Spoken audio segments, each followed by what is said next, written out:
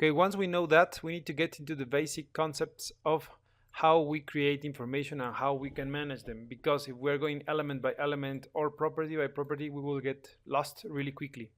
So one important topic is that we need to keep our functions clean as possible.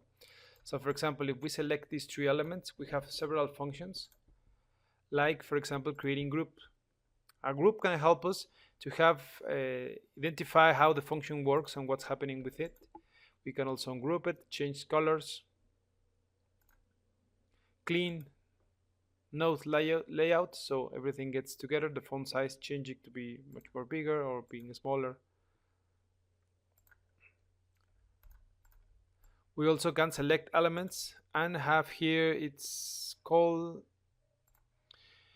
we select the two elements. We have on edit align selection, and we can do it to the left, right, average, top, bottom, etc. So I'm just going to hit right, so it goes at the end, and then we can drag them.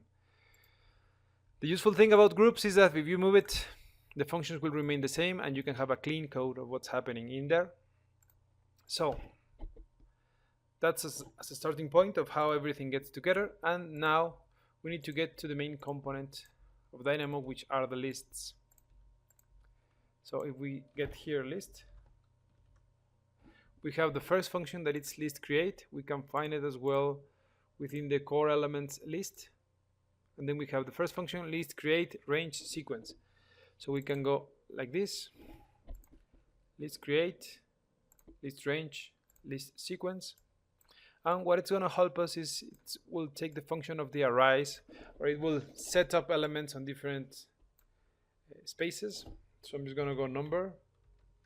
We have number, general number, or number slicer. So we get number.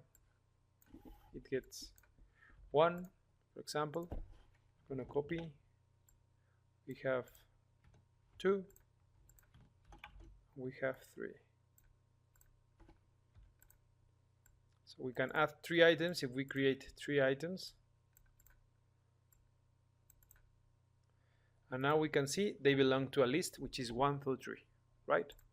So what else can we do? We have here a range function. The range function will go 1 from the start. I wanted a range from 1 up to 3 with 1 step. It will give us 1 through 3 as well. If we change the nth to be 8, as you can see, we have 1, 2, and 8 as a list, but as a range we have 1, 2, 3, 4, 5, 6, 7, 8, because this step is number 1. And if we want to set up a sequence, we can have as well a start, an amount of 8 with the step of 2. That will give us a different result, because what's going to happen is we have here 8 elements, each one having a difference of 2. So we have 1, 3, 5, 7, 9, 11, 13, and 15. So there's another way to do it. If you have a doubt of how everything gets, you can have it. Another way to do it is we can do it with a code block. And we can start it with the number. For example, we can have it starting from 1, 2 points, to 5, 2 points, 6.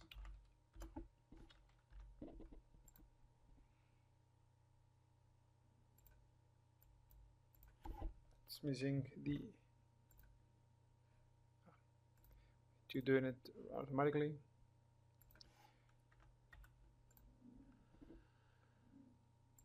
Having with the number, it says up to be from 1 to 5, having 6 divisions.